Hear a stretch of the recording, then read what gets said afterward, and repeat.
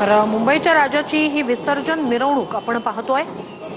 गणेश भक्तांमध्ये मोठा उत्साह आहे। मुंबईच्या राजाचं हे रूप कॅमेऱ्यामध्ये साठवण्यासाठी या ठिकाणी गणेश भक्तांची लगबग आपण पाहतोय। गुलालाची उधळण ठिकठिकाणी केली जाते। स्मोक फायर चा वापर सुद्धा केला जातोय।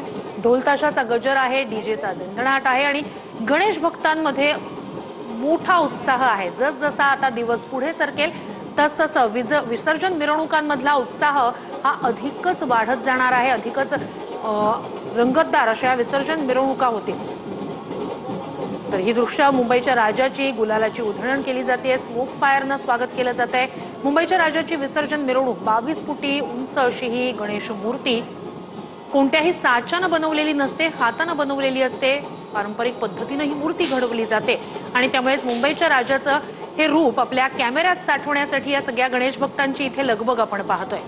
मुंबईच्या राजाचं ठिकठिकाणी स्वागत केलं जातंय। काही ठिकाणी पुष्पवृष्टी केली जाते, काही ठिकाणी गुलालाची उधळण केली जाते। तर मिंट कॉलनी परिसरातून मुंबईच्या राजाची ही विसर्जन मिरवणूक आता पुढे मार्गस्थ होते। मिंट कॉलनी मोनोरेल स्थानकापासून पुढे आता ही विसर्जन मिरवणूक आलेली आहे। ढोल ताशाचा गजर आहे।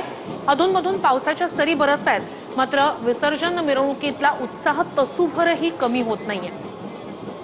मुंबईचा राजा, ज्याला गणेश गल्लीचा गणपती म्हणून सुद्धा ओळखला जातो, मुंबईच्या राजाचं एक वैशिष्ट्य सांगायचं तर 1977 पासून ही मूर्ती नेहमी 22 फुटीच राहिलेली आहे। सगळ्यात आधी मुंबईत याच गणेशोत्सव मंडळानं उंच अशी गणेश मूर्ती साकारली आणि त्यानंतर मग इतर गणेशोत्सव मंडळांनी उंच गणेश मूर्ती साकारण्यास सुरुवात केली। स्मोक फायरचा वापर करत या ठिकाणी बाप्पाचं स्वागत केलं जातंय।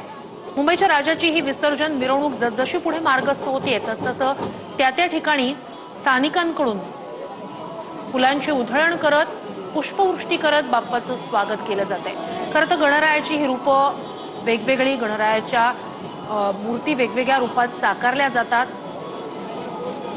कधी